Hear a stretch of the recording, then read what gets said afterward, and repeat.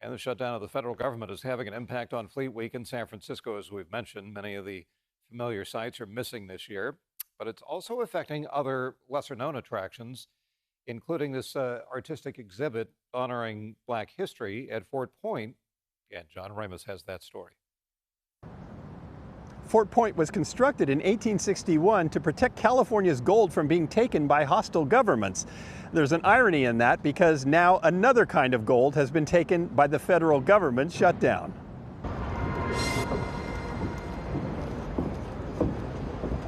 It's called Black Gold Stories Untold, an exhibit in the hallways and dark rooms of the old fort that is part history lesson, part art installation.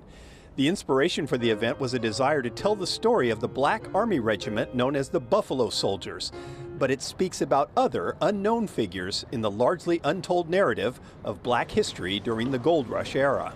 Individuals that we're celebrating today because they successfully navigated, issues of race, issues of power, and made an impact in California, but their history is not known. Created by an artistic nonprofit called Foresight, docent coordinator Clara Camundi says much of the exhibit's messages are left up to individual interpretation.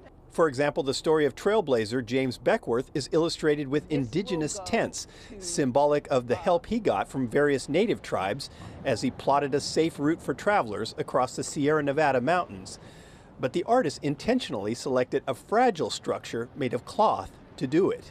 Yes, we celebrate these individuals, but when you have monuments that are intended to last forever, the question we have to ask is why, and what is the intention behind that?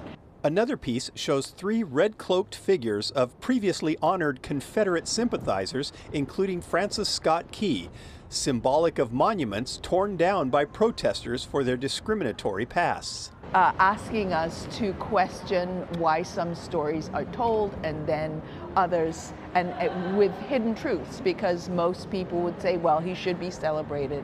He wrote the national anthem. But there's other stories that are not unknown. I feel like it's a cautionary tale against singular perspectives. History is not static, culture is not static, and sometimes when the idea is to have one perspective, one view, one idea, and that just isn't possible. There are other images to ponder, like a beaded curtain showing 2 black soldiers that people walk through as if they're not really there, and an art exhibit from a student group who had their National Endowment for the Arts funding grant canceled. But ultimately, the exhibit had the same fate.